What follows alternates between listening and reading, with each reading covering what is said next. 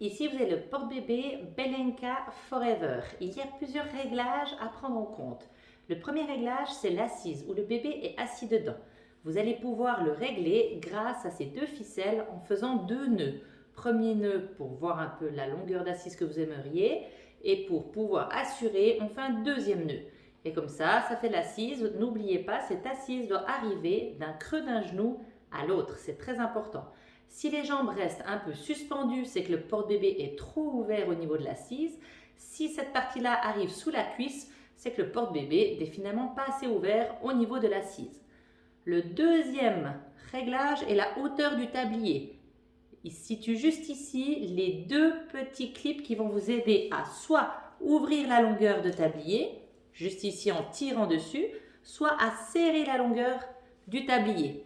N'oubliez pas que le tablier doit vraiment arriver au niveau de la nuque de bébé, cette partie-là, et avoir la tête de bébé bien en dehors du porte-bébé. Vous avez ici une cordelette qui va pouvoir serrer la nuque. Vous allez voir juste ici un petit guiglet noir, on va appeler ça, une petite pince noire qu'on voit juste ici. On va pouvoir la mettre d'un côté, juste là, mais on ne va pas le mettre de l'autre côté, sinon la tension sera beaucoup trop forte et le bébé n'arrivera pas vraiment à lever la tête. Donc mettez plutôt que d'un côté. Ensuite, prochain réglage, c'est le réglage de la longueur de bretelle qui se situe juste ici. Attention, la longueur de bretelle doit être soit semi-ouverte, donc on ouvre un tout petit peu, comme ceci, soit serrée au maximum. Ne jamais ouvrir totalement ces longueurs de bretelles. Regardez bébé comme il me tire vers l'arrière. J'ai beau essayer de compenser en serrant à fond mes bretelles, ça change rien qu'il n'est pas assez contre moi. Et en plus, il arrive après à passer le bras. Ça y est, semi-ouvert pour avoir un petit peu plus de matière sous le bras. Il faudra tester soit semi-ouvert, soit serré total. Mais attention, jamais desserrer totalement, ça n'arrivera jamais. Ici, cette petite pince noire est là pour venir clipper la capuche qu'on va venir clipper. Juste ici pour tenir la tête de bébé. On peut aussi voilà, la mettre un peu plus en avant, un peu plus en arrière.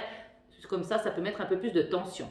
Ici, vous avez le clip pour mettre derrière ou devant et vous allez pouvoir juste le poser dessus. C'est un aimant, ça s'aimante tout seul.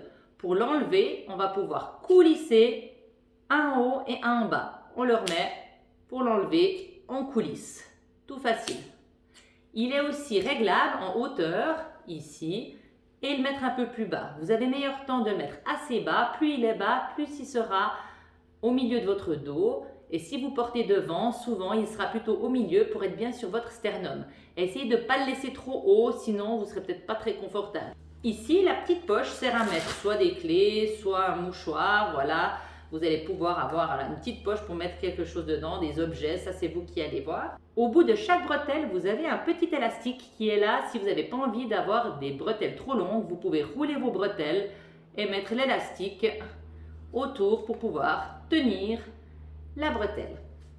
Pour plier votre porte-bébé, vous allez le mettre à l'envers. Vous allez prendre les deux bretelles que vous allez mettre à l'intérieur du porte-bébé, prendre la capuche et venir rouler le porte-bébé tout serré, serré, serré, serré et venir fermer juste ici la ceinture et venir serrer la bretelle de la ceinture pour pouvoir avoir un porte-bébé tout petit, facilement transportable et on peut facilement le mettre sous la poussette ou dans un sac. Tout ça, je peux aussi le cacher là-dessous et comme ça, vous avez votre porte-bébé qui est prêt.